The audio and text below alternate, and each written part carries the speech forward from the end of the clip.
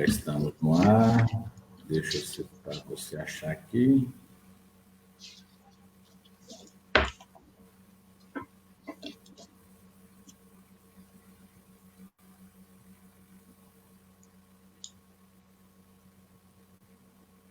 Pronto. Janete, você quer que compartilhe para algum... Eu já estou compartilhando aqui. Peguei o celular, já estou compartilhando por aqui. Compartilhando nas páginas aqui. Para o povo nos assistir. Bom dia, queridos amigos, queridos irmãos.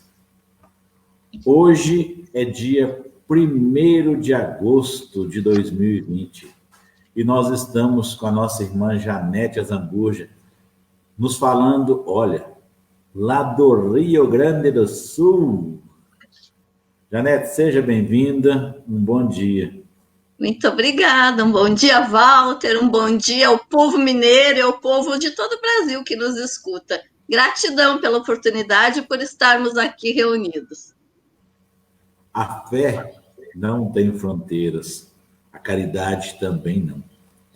Vamos aproveitar esse tempinho que nós temos antes das 9 horas para fazer uma questão do Livro dos Espíritos, ao menos. Vamos ver o que... Olha, saiu lá do capítulo 6º, Vida Espírita, falando dos, percepções, sensações e sofrimentos dos espíritos. Questão 249. O espírito percebe os sons? Kardec perguntou. Aí os nossos amigos respondem: sim, e percebe até mesmo o que os vossos sentidos obtusos não podem perceber. Olha, aí Kardec interpõe mais uma pergunta. A faculdade de ouvir, como a de ver, está em todo o seu ser? Os irmãos respondem: todas as percepções são atributos do espírito e fazem parte do seu ser. Quando está revestido de um corpo material, elas não lhe chegam senão por um canal de órgãos, mas no estado de liberdade, ou seja, erraticidade, não estão mais localizadas. Meus irmãos, a gente tem que perceber o seguinte: isto aqui, o meu ouvido, a minha boca, os meus olhos, o que vocês estão vendo são os órgãos de um corpo material. A essência, como se isso aqui fosse um vidro, um frasco, um invólucro. A essência, o que está dentro, o fluídico, o espírito, ele tem esta mesma percepção dos órgãos que nós temos, o ouvido, os olhos, todos os sentidos, porém, o corpo fluídico. É tanto que a comunicação entre os espíritos, ela se dá, mas não tem a boca, porque a boca, o que vocês escutam, é um diafragma, o som produzido pelo ar. O espírito não tem isso. Então ele comunica como? Pelo pensamento. A visão é pelo terceiro olho, o olho do espírito. É a glândula que nos encarnados servem à mediunidade. Então, quando a gente pensa, cuidado. Um mau pensamento é uma prece errônea. Penso, logo existo. Eu gosto muito de lembrar de Descartes. Janete, fique à vontade. Falando em Descartes, eu me emociono, um filósofo pelo qual temos muito carinho. Mas é assim mesmo, o nosso espírito vibra numa dimensão que nós sequer temos consciência enquanto estamos encarnados. O espírito tudo pode perceber, tudo pode sentir, mas enquanto estamos aqui neste período de reeducação do nosso espírito, estamos mais reclusos e, portanto, mais limitados. A nossa percepção tem uma limitação e ela se alarga na medida em que nós crescemos, evoluímos moralmente. Vejam a beleza da criação. Enquanto eu desenvolvo a minha moral, eu readquiro a minha liberdade espiritual. Então, Deus nos dá esse presente maravilhoso de estarmos num período reeducativo, mas com a capacidade de irmos nos libertando, nos expandindo aos pouquinhos, graças a Deus. É tanto que, vou dar só uma explicação, está bem breve aqui o nosso tempinho. Uma pessoa que, no estado de lucidez acordado, eu digo acordado, não quer dizer lucidez dos pensamentos, não. Seja, vamos supor, uma pessoa que tem um problema que, digamos, uma loucura, afastado da realidade. Enquanto o corpo dorme, ali dentro reside um espírito que se liberta da prisão do organismo, digamos, defeituoso. Meus irmãos, é 9 horas. Eu os convido para darmos início aos nossos trabalhos, ao Evangelho desta manhã, através da prece, elevando os nossos pensamentos e os nossos corações ao Pai Maior, Deus, nosso Criador, Deus Pai Todo-Poderoso. Apresentamo-nos humildes ao trabalho, pedindo que nos deixe levar das nossas boas energias, juntamente com as tuas bênçãos e a tua luz, a todos aqueles nossos irmãos que nos procuram na condição de obsessores, nos cobrando provas, nos cobrando o resgate das nossas dívidas pretéritas, ou aqueles irmãos que se apresentam nas condições de sofrimento, nos pedindo socorro, auxílio, o amor. Deus, nos permita abraçar a cada um, estejam eles encarnados ou na erraticidade.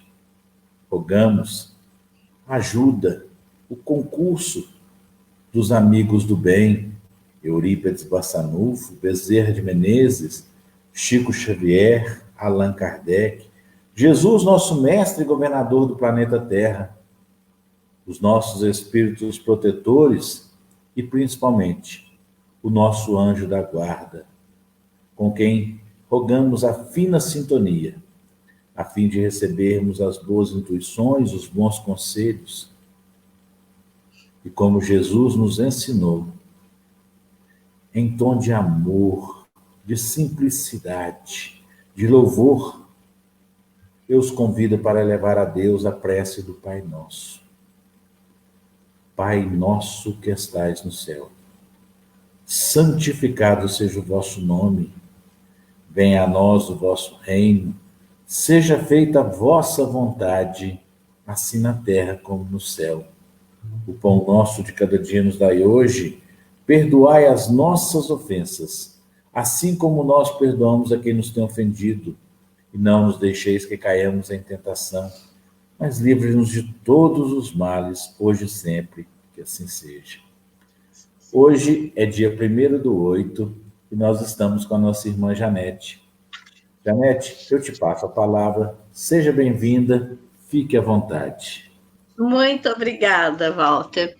Gratidão por estarmos aqui nesta oportunidade para falarmos um pouquinho do Evangelho. E o nosso tema hoje é fazer o bem sem ostentação, do capítulo 13 de O Evangelho segundo o Espiritismo, que vossa mão esquerda não saiba o que dá a vossa mão direita.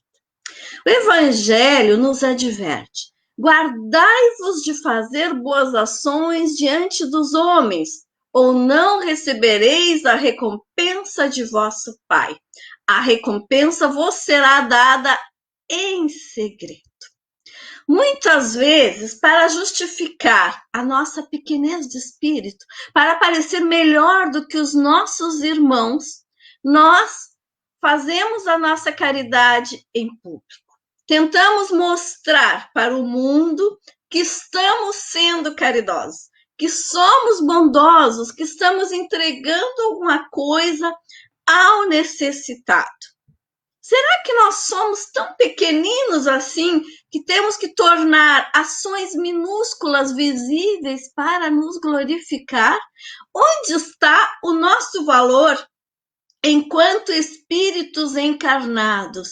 Porque é que ao fazer um pequeno gesto para aquele que tanto necessita, nós temos que colocar isso na vitrine. Qual é o nosso objetivo, então? Estamos realmente querendo fazer o bem ou estamos querendo nos glorificar? Estamos querendo parecer heróis ao entregar um prato de comida para o faminto, ao entregar um agasalho para quem tem frio?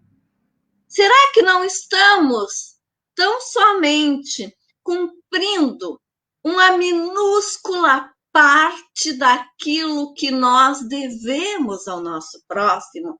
Porque quando nós reencarnamos neste mundo, meus irmãos, todos nós somos devedores, porque se reencarnamos para lapidar as nossas emoções, para melhorar a nossa moral, se reencarnamos num planeta de provas e expiações, é porque ainda temos muitos débitos. Então, todo aquele irmão necessitado que passa pela nossa caminhada, que nos pede o auxílio, que nos pede o estender de mão, que nos pede um olhar compassivo, é alguém com o qual nós nos comprometemos. Talvez não especificamente em relação àquele irmão, mas em relação à nossa missão. Ele faz parte de algo que eu preciso resgatar dentro de mim, de algo que eu ainda não lapidei no passado, de algo que eu ainda não me melhorei. Eu renasci para aprender a desapegar, para fazer o bem, para aprender a amar ao próximo como a mim mesmo. E para amar o próximo como a mim mesmo, eu preciso perceber que o meu próximo sente fome, que o meu próximo sente frio, que o meu próximo é de carne e osso, assim como eu. Portanto, ele adoece, ele necessita de medicamento, ele necessita de uma cama quente para dormir, ele tem inúmeras necessidades, assim como eu. Então, nós estamos todos imbuídos neste processo de recuperação das nossas almas. Quando eu entrego alguma coisa ao meu irmão, eu não estou sendo o bonzinho, o benevolente que eu estou presumindo ser quando eu anuncio a minha ação. Eu estou cumprindo uma minúscula parcela do meu débito. Eu estou começando no início da minha lapidação moral, porque são muitas mazelas que partem de mim a partir do sentimento de egoísmo. Todos nós temos ainda o egoísmo latente dentro de nós. E junto com ele, meus irmãos, caminha a vaidade. A vaidade. A vaidade de querer parecer melhor do que os nossos irmãos. Quando eu entrego algo para o meu próximo, algo que ele necessita, mas que eu entrego a ele para mostrar que eu sou melhor, isso perde o seu valor. O meu gesto está maculado pela minha vaidade. Eu sou pequeno, eu me torno minúsculo aos olhos do Criador, embora jamais deixe de ser seu filho, embora jamais deixe de ter a oportunidade de me melhorar. Mas até quando? quantas existências nós vamos fingir bondade? Em quantas existências nós vamos deixar que a vaidade guie os nossos atos? A nossa recompensa, meus irmãos, quando nós fazemos a caridade desinteressadamente, é a providência divina que vai nos amparar nas horas em que mais precisamos, que vai nos mandar um anjo disfarçado de homem para nos socorrer. Quando nós semeamos o bem, quando nós somos bons naturalmente, nós recebemos no momento em que nós precisamos. Nós recebemos o socorro para as nossas angústias, para as nossas necessidades. Nós recebemos a paciência para com as nossas dificuldades. Então, todo gesto desinteressado, todo gesto de caridade verdadeira é uma plantação para o nosso futuro, é um investimento para quando nós necessitarmos de ajuda. Pela lei de causa e efeito, nós receberemos aquilo que nós semeamos, aquilo que nós entregamos ao nosso irmão. Então, o Evangelho nos alerta: quando derdes a esmola, não façais soar a trombeta ao público, como fazem, vejam bem, os hipócritas. Então, a esmola deve ser silenciosa, principalmente para não humilharmos o atendido, para não o diminuirmos diante dos demais. Aquele que dá de bom coração o faz em silêncio, preserva o sofredor daquela humilhação, de se sentir inferiorizado por estar necessitando da nossa ajuda. É muito triste não dispor dos recursos mínimos de sobrevivência. É uma prova muito difícil ter que depender do outro para comer, ter que depender do outro para se vestir, ter que depender da boa vontade alheia para prover os mínimos recursos de sobrevivência. É preciso, então, ter a empatia, se colocar na posição daquele a quem nós estamos ajudando. A satisfação de uma necessidade não pode ser acompanhada pela punhalada do menosprezo. Ou seja, eu estou te dando porque tu necessita, porque tu não tens, porque tu está numa situação mais difícil que a minha. Isso é uma punhalada. É aquela entrega do que o outro precisa, ressaltando a sua dor, a sua necessidade. Isso, meus irmãos, não é caridade.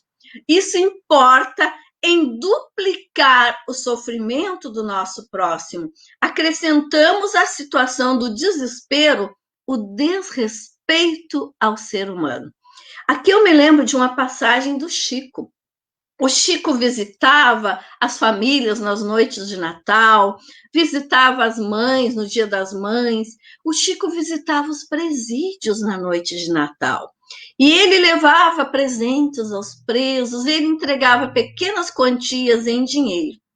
Mas, certa feita, perguntado por que não entregava o evangelho a eles, ele respondeu: eu oro aos meus irmãos que estão encarcerados, mas eu não entrego o evangelho a eles neste momento para não violentar a consciência daqueles que estão impossibilitados de se defender.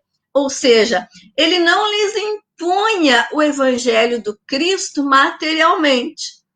Ele levava a prece sincera, ele levava o lenitivo da sua presença, ele levava o conforto da presença do Cristo pelo amor sincero, mas não impunha a eles a sua crença para que eles não sofressem a humilhação de talvez não compreender aquela mensagem. Vejam que exemplo maravilhoso. Mas aqueles que fazem o bem e que anunciam aos quatro ventos já receberam a sua recompensa, receberam o reconhecimento público. Mas o que é que nós desejamos quando nós atendemos às necessidades do nosso próximo. Nós queremos o reconhecimento público ou a consciência tranquila? Não é uma pequena esmola que nos tornará santos. Nos lembremos do óbolo da viúva que deposita 2 moedinhas e Cristo diz que aquilo tem mais valor do que as grandes quantias que ali eram depositadas. Por quê? Porque ela entrega tudo o que tinha, porque ela entrega aquilo que lhes faz falta.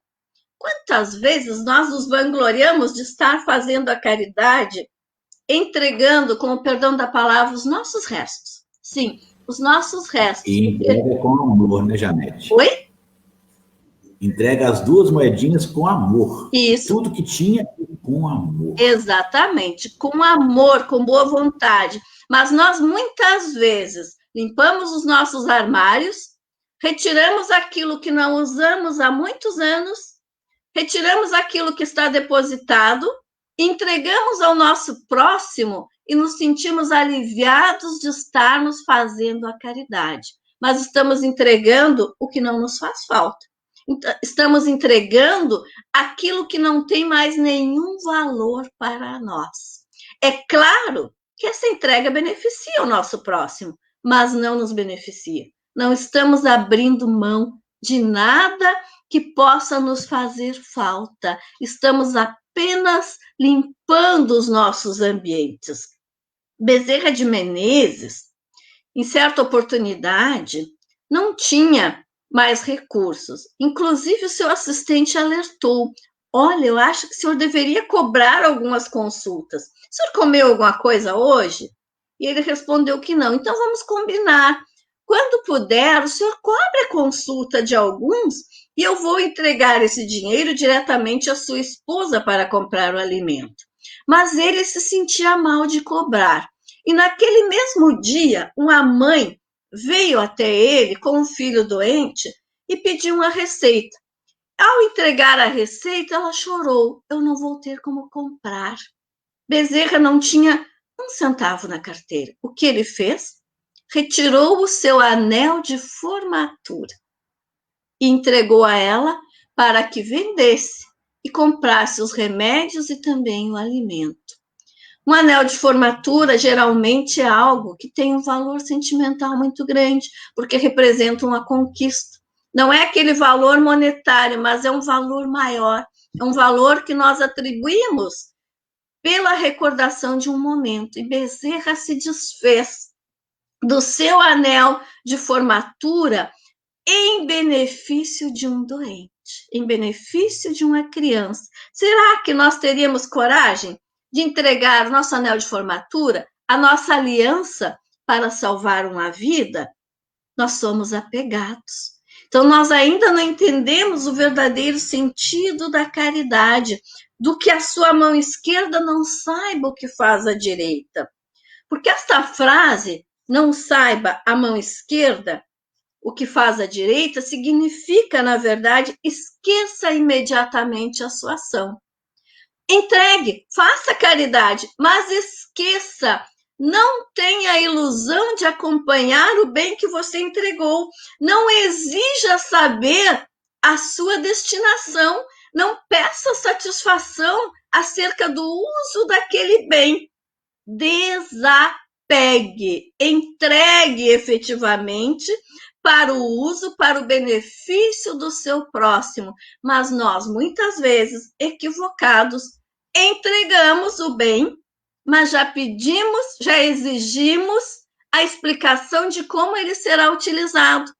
Além disso, muitas vezes entregamos o bem e o acompanhamos o resto da vida. Vamos lá olhar se está inteiro, se não foi doado a outro, ou seja, colocamos um preço na nossa caridade. Aquela entrega se torna pesada para quem a recebeu. Aquilo, na verdade, não é caridade. Nós estamos vendendo aquele bem com o preço da exigência. Nós não desapegamos, nós estamos fingindo ser bondosos novamente. E nós estamos fazendo questão que alguém escute a nossa exigência e saiba, então, que nós fomos bonzinhos, que nós fomos caridosos, que nós fizemos algo em benefício daquele que necessitava. Apagamos o nosso gesto, maculamos o nosso gesto com a nossa vaidade. Jesus, certa feita, descia a montanha e atrás dele vinha uma grande multidão. No meio da multidão entra um leproso, se aproxima de Jesus e diz a ele: Senhor, se queres, pode curar-me. E Jesus responde: sim, eu o quero. Estás curado. Vai e guarda-te de falar isso a alguém. Ou seja, não precisa contar. Apenas relata aos sacerdotes para que isto sirva de testemunho. Vejam a diferença. Não conta aos quatro ventos que eu te curei, porque não é a minha vaidade que está em jogo aqui. Relata apenas aqueles que podem entender este gesto e para os quais isto servirá de testemunho da nossa fé. Então, muitas vezes, com a desculpa de testemunhar a nossa fé, nós relatamos aos quatro ventos, aqueles que apenas nos considerarão melhores do que o sofredor. Mas Jesus não queria destaque a ele, queria o destaque à verdade. E a verdade é que nós somos todos iguais.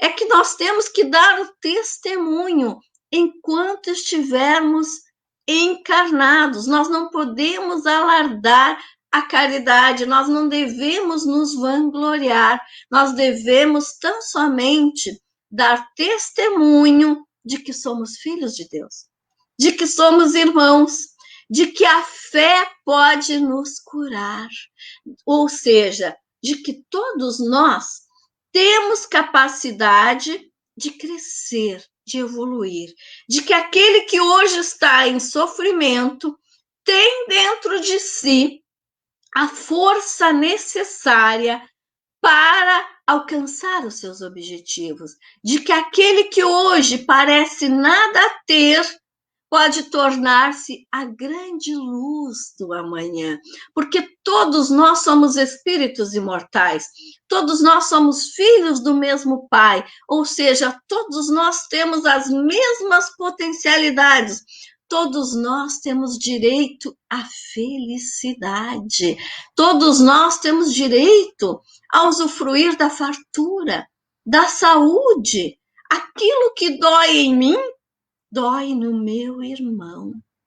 Aquilo que me faz falta a ele também. Se eu gosto de um alimento bem servido, de uma comida quentinha, o meu irmão também tem esse direito.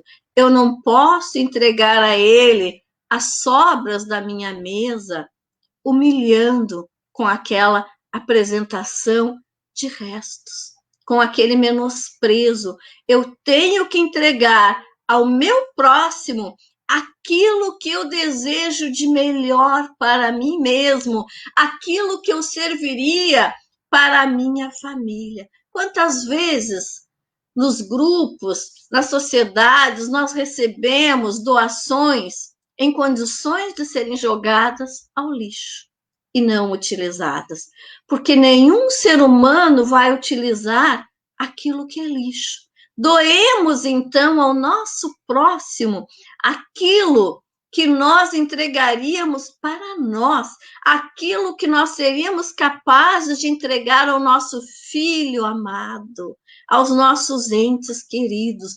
Demonstremos a nossa superioridade moral, fazendo bem, sendo leais, não nos colocando acima da humanidade, não querendo dar testemunho aos homens, dando testemunho a Deus, a nossa consciência, porque Deus fala em nós por meio da nossa consciência.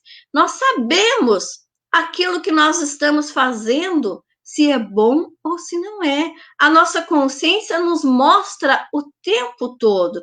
Então, toda vez que eu menosprezo o meu irmão, eu tenho consciência disso. Mas nós costumamos adiar. Amanhã eu vou ser bom. Amanhã eu vou ser mais caridoso. O momento da caridade é agora, porque a fome não espera, o frio não espera, a infância precisa ser atendida agora. A pobreza precisa ser erradicada agora, para todos nós, porque hoje nós podemos estar encarnados numa situação de fartura, mas e na próxima encarnação? Onde é que nós estaremos?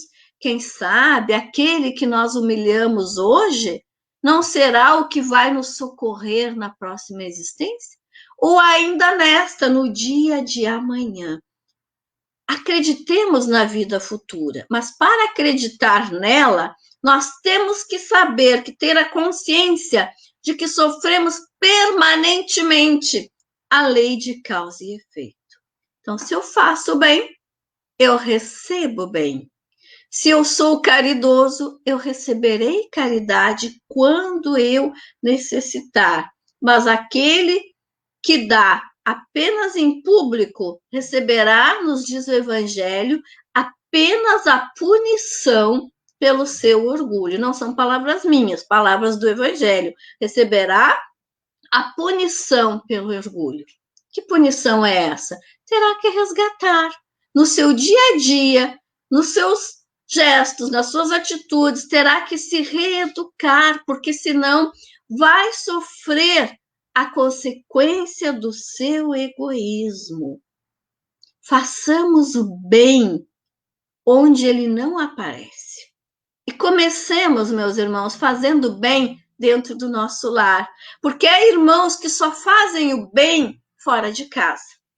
Só fazem o bem onde eles podem ser alardados aos quatro ventos. E no recesso do seu lar praticam o egoísmo.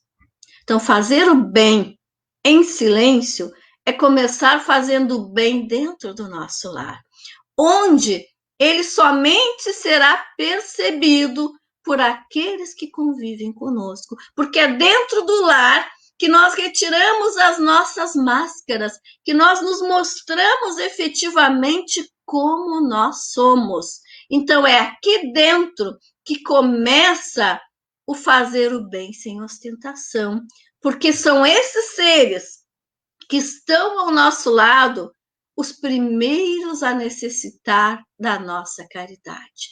E essa caridade está nos pequenos gestos, no dia a dia, está no dar o carinho, está no saber ouvir, está no perdoar, está no servir um cafezinho quente, está no entregar uma coberta limpa, está no cuidar da limpeza do nosso ambiente, mas está, acima de tudo, no amar desinteressadamente, no alavancar aquele espírito para a sua felicidade.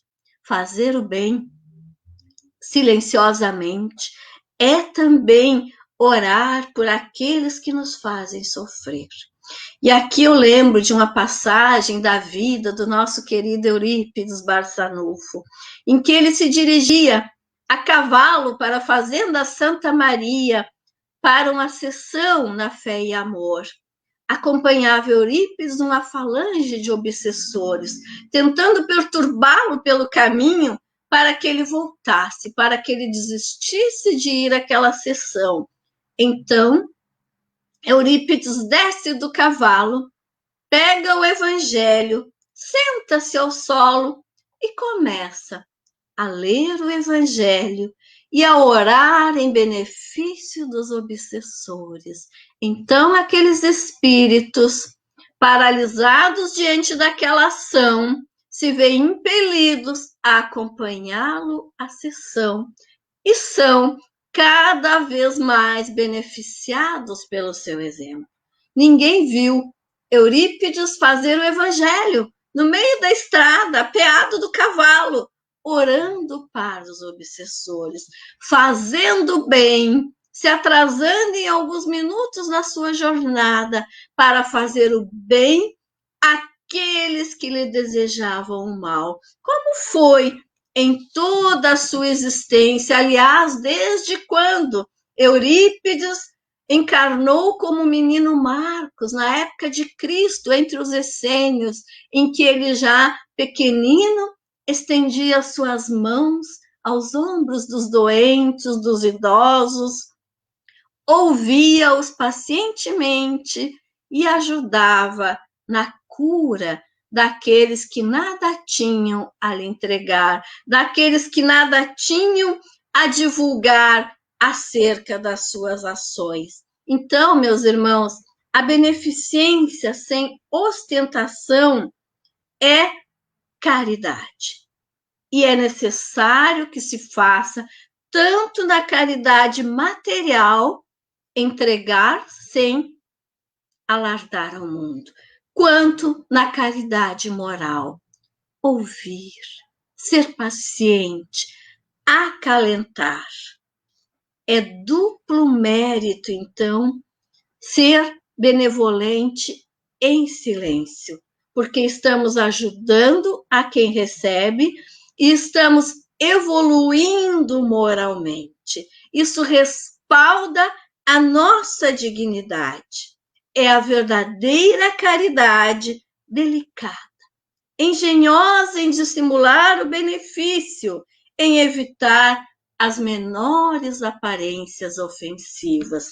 Sejamos, então, caridosos espontaneamente, fazendo bem sem ostentação, seguindo exemplos, como o de Chico, como o de Bezerra, como do nosso querido Eurípides Barçanufo, que tanto se dedicou aos sofredores, adentrando as matas, abrindo mão dos seus sonhos, dos seus objetivos, largando a medicina dos homens para cuidar da sua mãezinha adoentada, abrindo mão dos seus projetos da juventude para amparar os sofredores, abrindo mão da posição que ocupava ao lado do padre, conhecido em toda a cidade, para buscar o sol da verdade. E que esse sol da verdade possa nos fazer bons, possa nos fazer caridosos, possa nos fazer amorosos uns para com os outros. Para encerrarmos, já esgotando o nosso tempo, eu trago do livro Antologia dos Imortais um poema de João de Deus Ramos, denominado Exortação, em que ele nos diz: trabalho, nossa coroa, consciência, nosso altar, na terra que voa, voa sem pousar, o presente panorama do grande e excelso porvir, segue a Jesus, ama, ama sem pedir. Eis o evangelho, cartilha do nosso curso escolar, farol de amor, brilha, brilha sem cessar. Abismo, lameiro e aclive são convites ao dever. Quem não luta vive, vive sem viver. Alma, luz que nunca morre, ninguém se pode matar. Vida é fonte, corre, corre sem parar. Quando o coração é cofre de esperança e bem-querer, o espírito sofre, sofre sem sofrer. O cristão marcha em demanda da glória do eterno lar. Serve, ajuda, anda, anda sem cansar. Ao mestre da vida aprouve rogar-nos a discernir o ouvido que ouve, ouve sem ouvir. Desterra a intenção escusa com os bens da vida vulgar. Doa a todos, usa, usa sem guardar. Deus, por divina tutela, é sol no próprio nadir, caminheiro, vela, vela, sem dormir. Muito obrigada pela oportunidade. Um grande beijo no coração de todos aqueles que nos ouvem. Gratidão, Walter. Muito rica a tua explanação. Eu me lembrei, para ilustrar, uma história. Estou parecendo livrinho infantil, né? Cheio de historinha.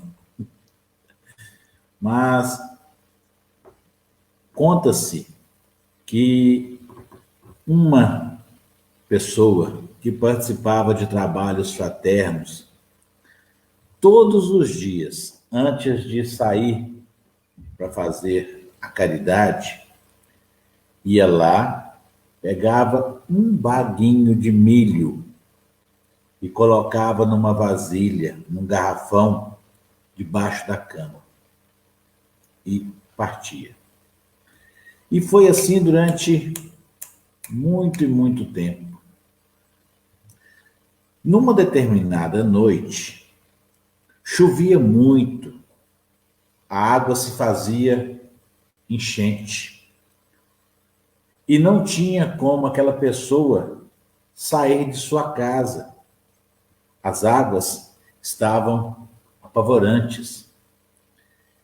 E ela resolveu, então, ajoelhar-se ao lado da cama e fazer uma prece sentida em favor daqueles que iriam ser agraciados pela caridade. E assim essa pessoa fez. E ao final ela depositou um grãozinho de milho dentro do garrafão pela atitude. Eis que, aproximando-se a hora da partida, do retorno à casa espiritual, aquela pessoa se deu por curiosa em quebrar o garrafão para fazer a contagem de quantos baguinhos de milho havia dentro. E quão grande foi a surpresa ao descobrir que ali havia apenas um grão de milho, que era justamente o daquele dia em que, impedido pela vultuosa tempestade, ajoelhara-se e fizera preces.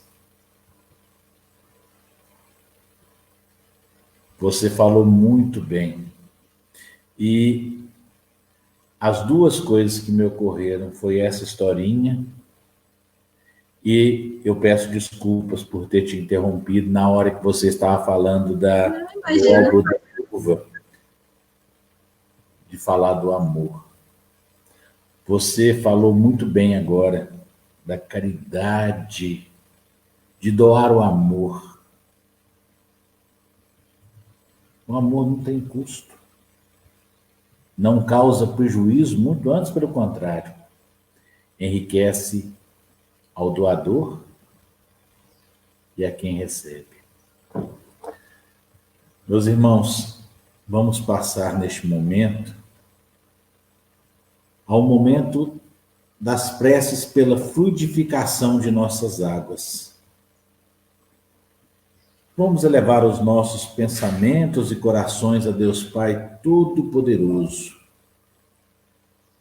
rogando para que sejam as nossas águas fluidificadas através do magnetismo, que Deus, em sua infinita misericórdia, se compadeça de teus filhos errantes e deposite em nossas águas o remédio de que cada um de nós se encontra necessitado.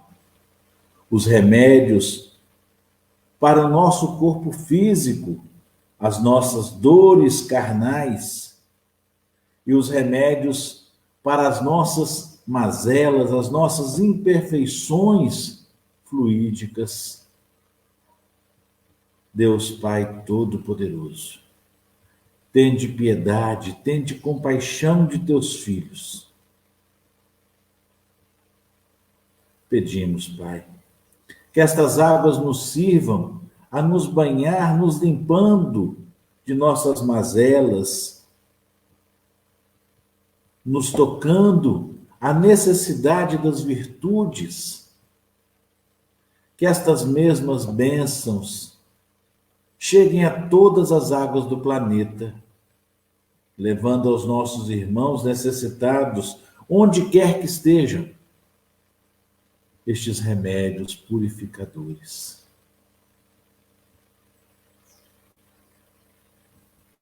Que assim seja.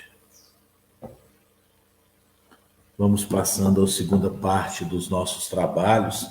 É aquele momento em que cada um tem a oportunidade de fazer a caridade do amor, doando de si as boas energias, transmitindo aos nossos irmãos através da prece,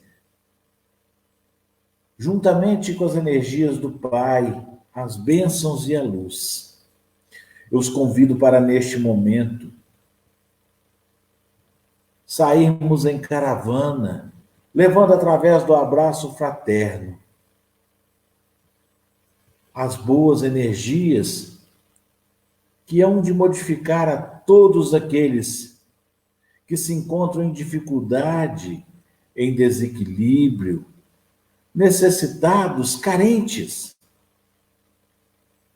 pedindo socorro, implorando pelo amor, pela compreensão, aqueles que perderam sua fé, que se afastaram da esperança, que têm seus corações endurecidos.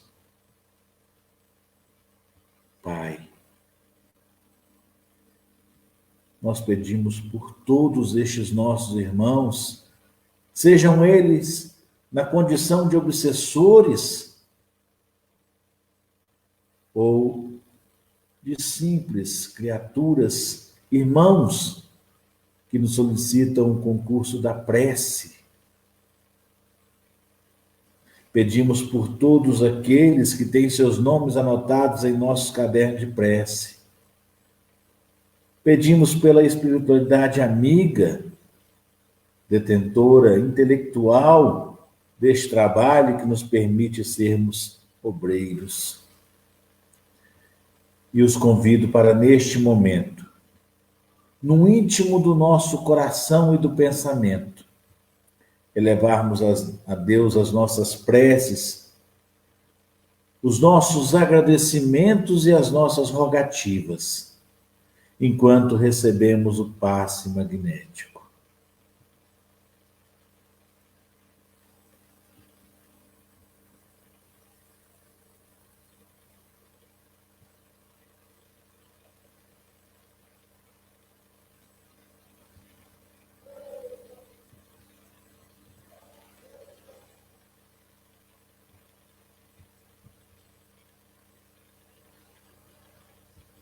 Deus Pai Todo-Poderoso, Pai de amor, de bênçãos e de luz, rogamos em favor do nosso anjo guardião, com quem necessitamos a fina sintonia, a fim de dar ouvidos aos conselhos, às boas intuições. Agradecemos por todos os nossos irmãos, encarnados, desencarnados, que oram e vibram conosco neste momento. Agradecemos a nossa irmã Janete, que nos trouxe a oportunidade de aumentarmos os nossos conhecimentos morais. Agradecemos a todos, sem distinção. Janete, muitíssimo obrigado. Foi um prazer imenso.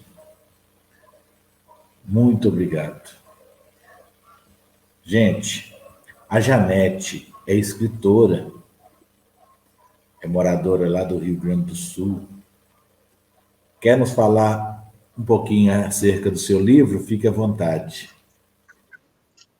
Livro, deixa eu pegar aqui, deixa eu só mostrar aqui. Se chama As Algemas Emocionais da Alma. Assim, tá?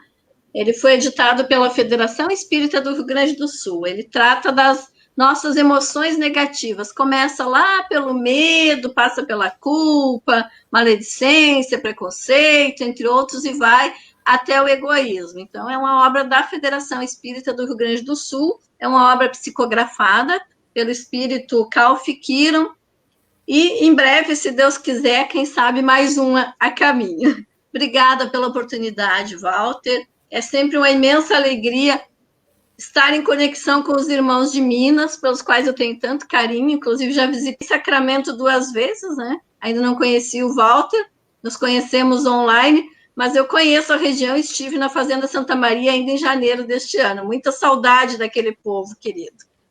Muito obrigada. Nós é que agradecemos.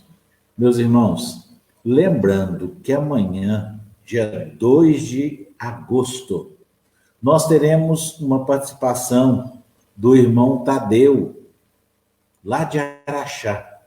Tadeu, ele tem um hospital em Araxá, presta um atendimento maravilhoso, chama-se A Casa do Caminho. Eu visitei. Tá? E é uma pessoa super ocupada, mas que amanhã vai nos dar a oportunidade, a bênção de participar conosco. Nós vamos encerrando com a oração por entendimento.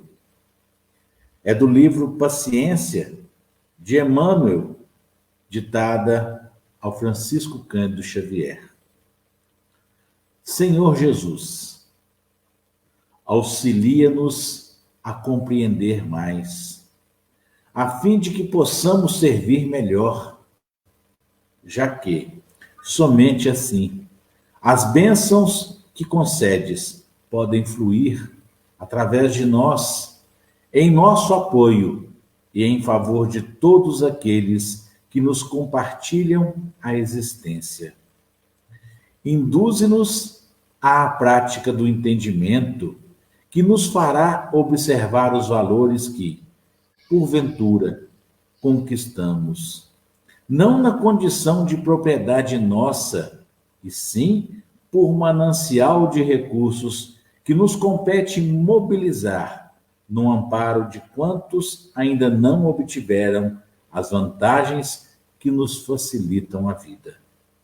E ajuda-nos, ó Divino Mestre, a converter as oportunidades de tempo e trabalho com que nos honraste em serviço aos semelhantes, especialmente na doação de nós mesmos, naquilo que sejamos ou naquilo que possamos dispor, de maneira a sermos hoje melhores do que ontem, permanecendo em ti, tanto quanto permaneces em nós, agora e sempre, que assim seja. Um imenso abraço a todos vocês que estiveram vibrando, orando em preces conosco. Janete, um imenso abraço. Gente, até amanhã. Bom dia. Fiquem com Deus. Aguarda um pouquinho, hein, Janete? Meus irmãos, luzes.